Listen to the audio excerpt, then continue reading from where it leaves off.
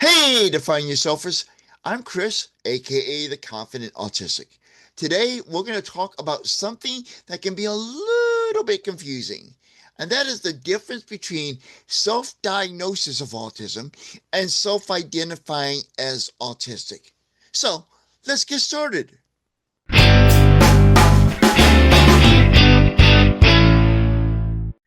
Let's start with self diagnosis.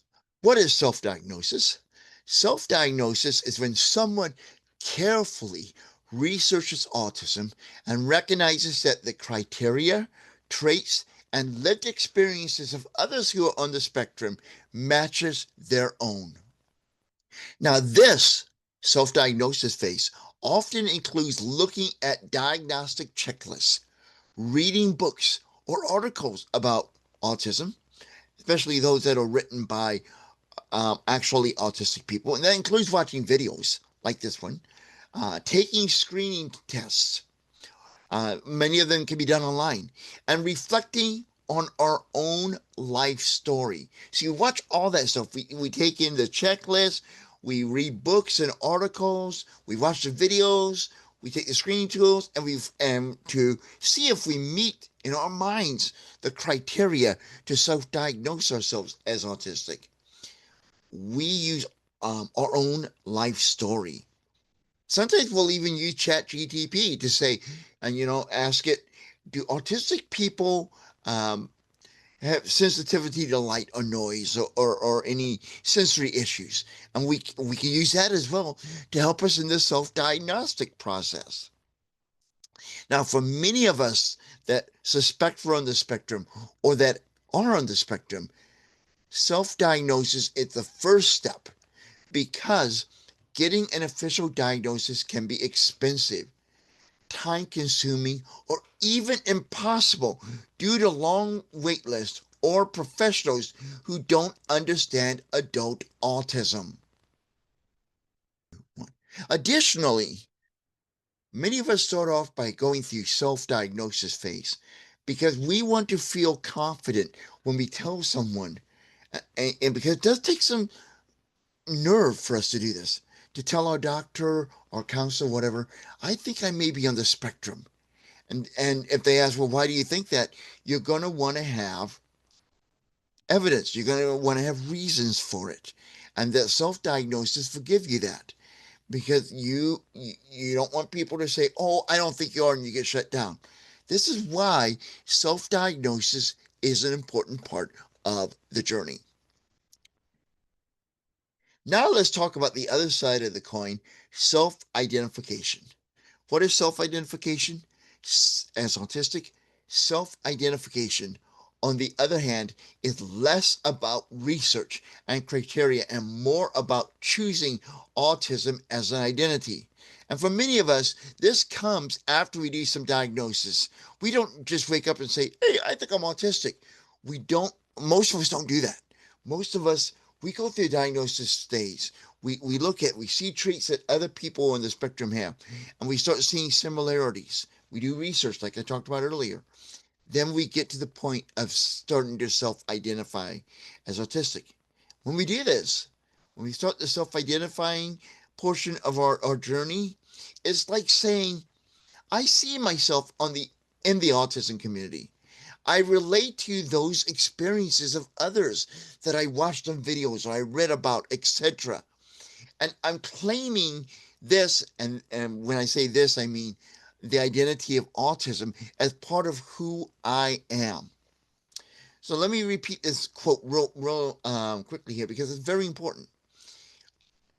Many of us will get to a point where we say something like this: I see myself in the autism community. I relate to the experiences of others who are on the spectrum, and I'm claiming autism a part of who I am. And when we get to that point in our life, it's a pretty powerful moment. In fact, it's a time to celebrate. You're starting to understand yourself more. You're taking that necessary step to fully embrace your new identity. Now, self identifying is about belonging and self understanding, not necessarily needing medical validation. Now, Let's talk about the key differences between self-diagnosis and self-identity. And I want you to think of it this way. Self-diagnosis is more analytical, comparing ourselves to diagnose frameworks or diagnostic frameworks and diagnoses of others. Self-identification is more declarative, affirming autism as a part of our identity and saying we are part of the autism community. Like we talked about in this video, many of us, before we start identifying as autistic, will go through some form of self-diagnosis to confirm our suspicions before we start saying to people, I self-identify as autistic. Now, I want you to know that both self-diagnosis and self-identifying as autistic are valid. Both are respected in the autism community. And many people move between the two, starting with self-diagnosis and later embracing self-identification with confidence. Now, although self-diagnosis in the autism community is accepted, self-diagnosis is not commonly accepted as a general rule in life.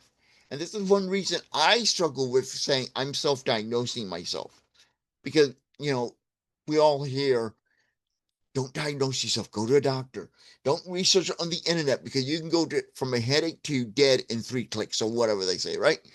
But yes, self-diagnosis is is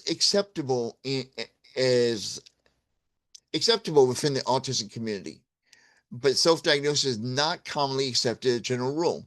Diagnoses, generally speaking, should always be left to a qualified professional, as it can be dangerous when it comes to medical conditions. Like I said, if you start diagnosing yourself and you think, I got a headache, okay? It's really a bad headache.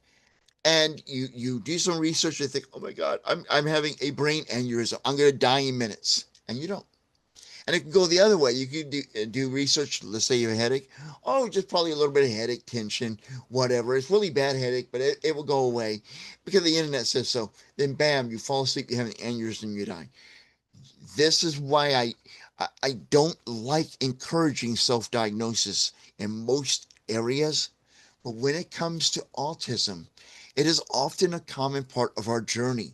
And don't feel guilty about going through the self-diagnosis.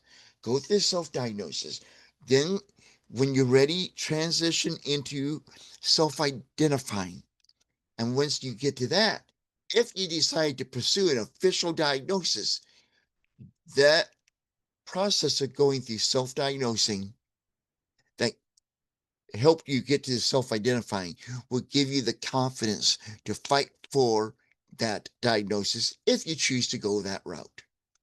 So whether you self-diagnose, self-identify, or eventually pursue a professional evaluation for autism, your journey is valid and your experiences matter.